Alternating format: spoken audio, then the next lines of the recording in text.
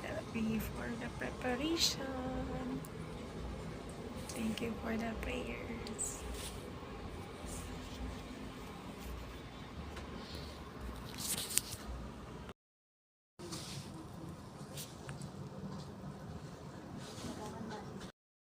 Okay lang po. Kasi ano lang ako, konting vlog lang para lang, hindi po, Pagawin lang po siya. Pangit yung angle. Lipat tayo. Okay po, ayan. Kasi para lang po.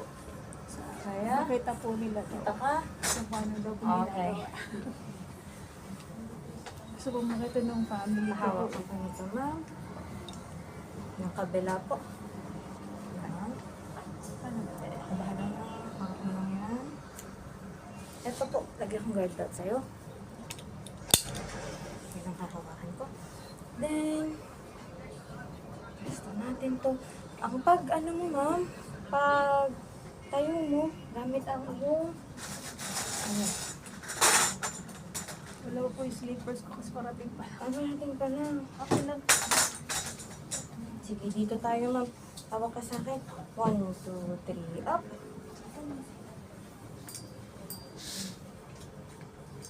Yun. Okay, dito tayo. Yung kasarap ng vlog mo, ma'am. Ayan.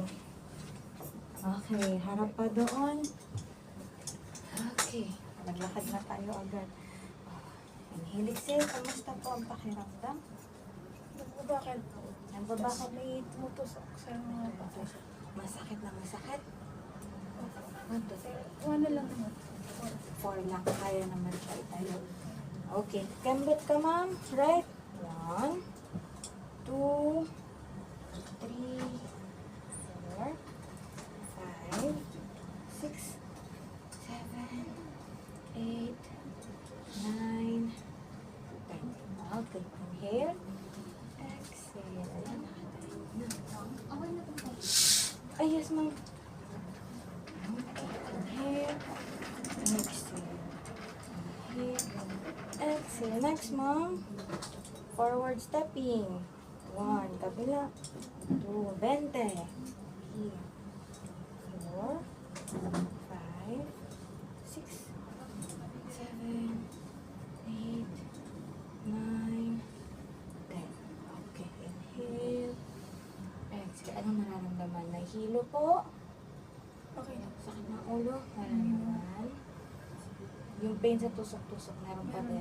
Tapos masakit ko dito sa middle. May angkel. Dito, nilalambot. Nilalambot. Sige. Dito masakit. Masakit. Anong sakit? Sakit na na-engage si muscle ngayon pa lang Parang na may, gano'n? umiipit ng Umiipit. muscle. Ah, okay. Parang gumagana. Ah, okay. So that means nag-engage sa muscle. That's good. Inhale. Exhale. Marching. 1, 2, 3, 4, Ang baba ka. 5. Sige lang po. 6, 7. Dito lang ako. 8, 9, plus 1, 10. Inhale, exhale. Try mo, ma'am, na push. Pabalikot. Yan. Stand up lang. Standing ka lang. Ay, sa susunod na baby mo, lakad ka lang. Ganito rin po ba yung itibay mo po after ng surgery? Depende. Kung ano ang nila. Kunwari, if ang order nila doc is pagpahingahin ka muna, pagpahingahin muna. So, pag-order nila, depende. Depende talaga. Evaluate ko muna kung ano yung kaya. Sige. Inhale. Exhale. Inhale. Exhale. Okay. Inhale. Exhale. Okay pa. Lakad-lakad tayo pag-ibig. Pero isusunod ko. Pero ma'am, sabihin mo sa akin pag feeling mo ano ha? Okay. Lakad-lakad ng konti. Hanggang doon lang sa may lamesa. Ikot lang. Para hindi namin nakahiga o nakaupo.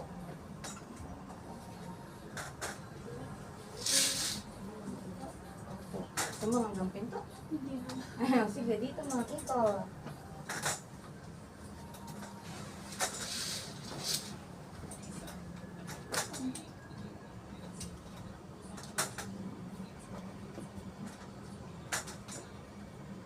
Very good. Papunta sa upuan po ninyo.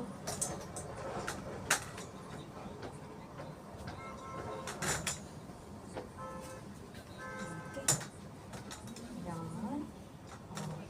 Okay. Tayo ka muna, ma'am. Ano lang ito? Kaya maglumuko, ma'am. Very good. Then, upo ka gamit ng water. Isog ka ba? Dahan-dahan. Careful lang. Yahan! Yehey! Nakakaano na. Very good. At isa, hindi ka paralyzed. Hindi po ulit. Kasi nasa emergency paralysis. Oo, di ba sabi mo, ma'am, nakwento mo nga sa akin. Zero po lahat daw. Ma'am, next natin. Higa po kayo kasi may exercises pa tayo na nakahiga ka, remember? Ayan. Nabisita naman na po kayo dito ng inyong asawa. Hindi pa po. Papunta pa lang po siya. Kasi may inasikaso pa po na na sa oras sa school po kunuha yung card ng mga bata. Higa na po kayo. Pero may bumisita na sa inyo, friends, ganun. In-laws ko pa lang po. Okay.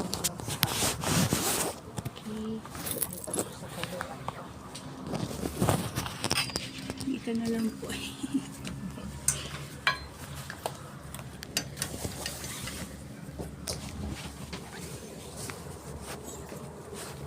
Okay. Next natin, ma'am. Higa na po kayo. Okay. Tandaan mo kasi ganito natin. 6 seconds and go. 1, 2, 3, 4, 5, 6, 1. 1, 2, 3, 4, 5, 6, 2. 1, 2, 3, 4, 5, 6, 3. 1, 2, 3, 4, 5, 6, 4. 1, 2, 3, 4, 5, 6, 5. 1, 2, 3, 4, 5, 6, 6. 1, 2, 3, 4, 5, 6, 7. 1, 2, 3, 4, 5, 6, 8. 1, 2, 3, 4, 5, 6, 9. 1, 2, 3, 4, 5, 6. Ibaba ko mami yung headrest mo ha. Sa exercise natin.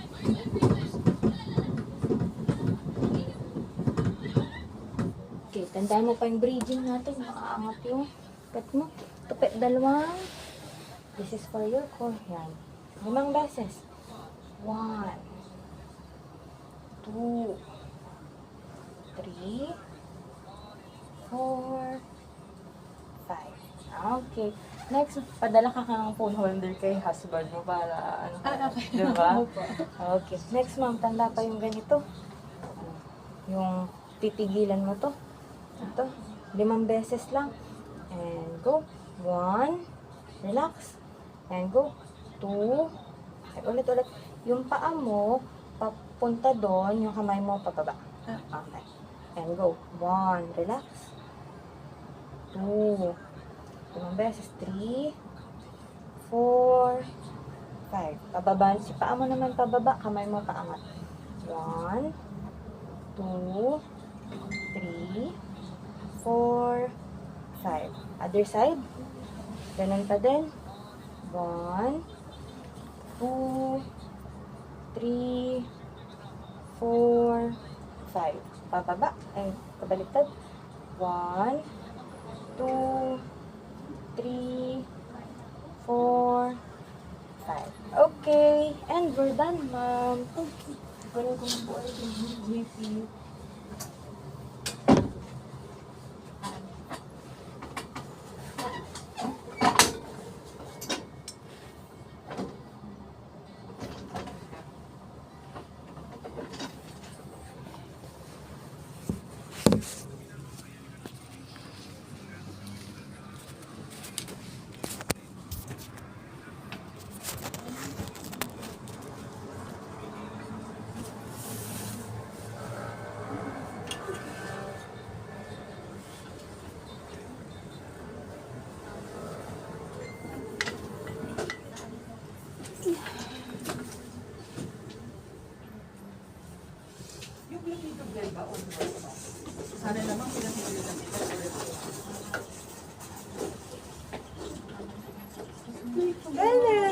morning po.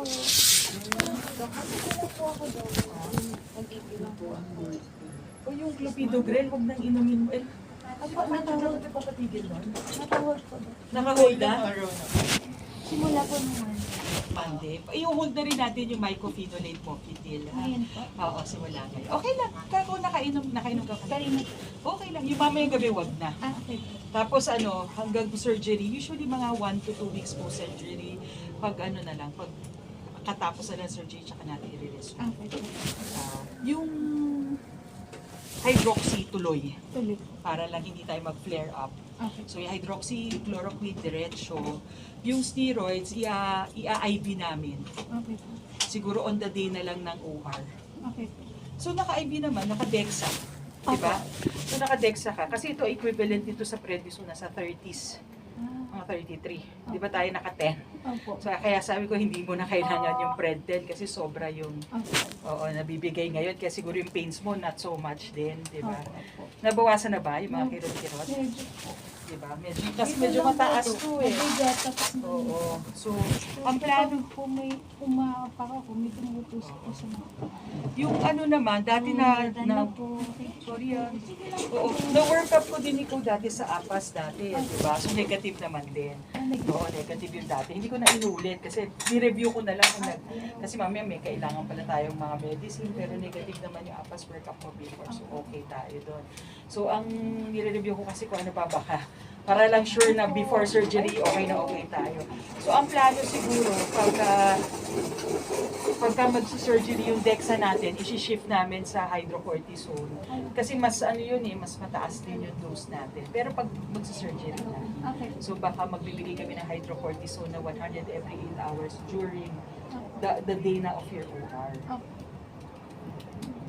So, saan dito po dito po bayaran? Dependent po sa patient. Kasi po po So lahat kami awake, alert, enthusiastic. So pina-prepare lang para sigurado ha. So what to expect sa end ko i-clear na kita. So wala naman akong contraindication kasi low disease activity tayo.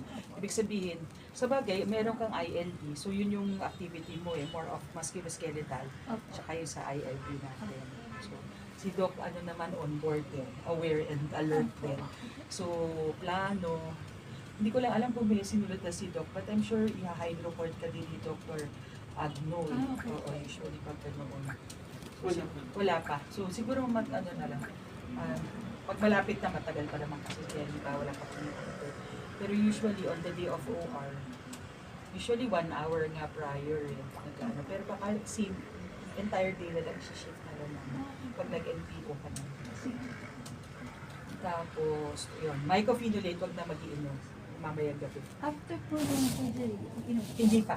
Ay, hindi. Mga 1 linggo pa. Pag maganda na yung, kasi ano bang significance? So yung sa healing din. So titignan lang natin, pag medyo maganda naman, after 1 to 2 weeks, resume na natin. Baka outpatient na lang. Sige. Oo, pag nakita tayo. Okay. Okay? O, sige, pero mamaya huwag ka na iinom, ha? Okay po. Okay, bye-bye. Bye po.